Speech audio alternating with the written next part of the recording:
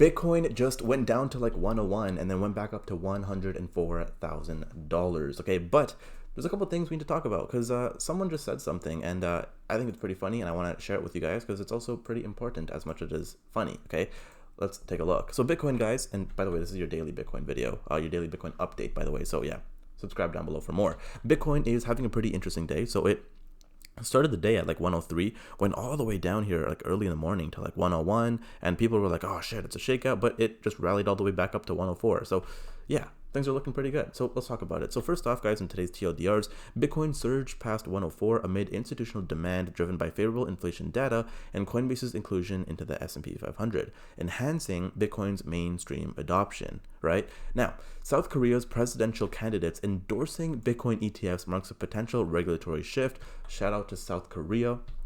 Now, Ukraine is collaborating with Binance to establish a national strategic Bitcoin reserve. I don't think people understand how crazy all this stuff is, by the way.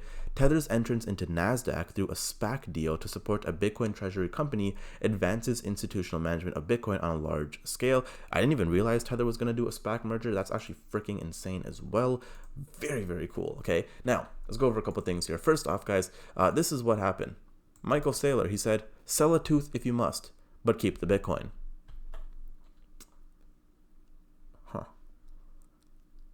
I kind of like my teeth.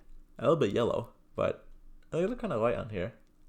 But I kind of want to keep my teeth. What about you guys? Let me know. Okay. Now, next up, JP Morgan says Bitcoin to outpace gold in 2025. This is actually insane. So when the world's largest bank says Bitcoin has more runway than gold, pay attention, guys. 100% pay attention. Now, two things. This is probably because one, gold has already performed amazing this year so far, and two, Bitcoin hasn't really had a lot of time to shine this year, and considering the bull run is back on and we were expecting to see big things from Bitcoin, it makes sense, right? Now, regardless, I still think this is pretty freaking cool. Okay, now it's always been the case that Bitcoin outperforms gold, but to outpace gold in 2025 when things are really looking neck and neck, it's pretty freaking cool. Okay, now real quick as well, guys, go ahead, I'm gonna leave a link down below, check out the official Bitcoin meme coin. I don't want to say too much about it in this video, but what I will say is the reason I love it so much is because you literally earn Bitcoin airdrops. If you guys know me, I love Bitcoin, but I also love meme coins, and if there's a meme coin that will give me Bitcoin airdrops, it's a no-brainer to me. Okay, the link is down below. You guys can really buy using this widget right here. Super cool. You guys can also stake as well. There's a lot of things going on here, guys. Go ahead and check it out. A lot of value, and in my opinion, again, I think this is a fire project, so go ahead and check it out. Link down below. Now, fun fact, in 1985, baby boomers paid 3.5x their income for a house. Today, millennials are paying 6.3x theirs. Now, the even crazier thing is, if you're in Toronto, right, I would argue it's probably more closer to like 8x, 7x your income, right? Maybe even more. So that's actually super crazy to see the actual housing prices, which is why, again, there's more proof that Bitcoin makes a lot more sense.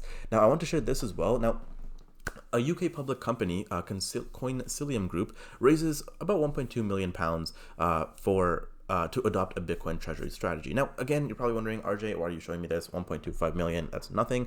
Well, the reason I'm sharing this is, guys, because what happens when we have hundreds and thousands of companies doing this?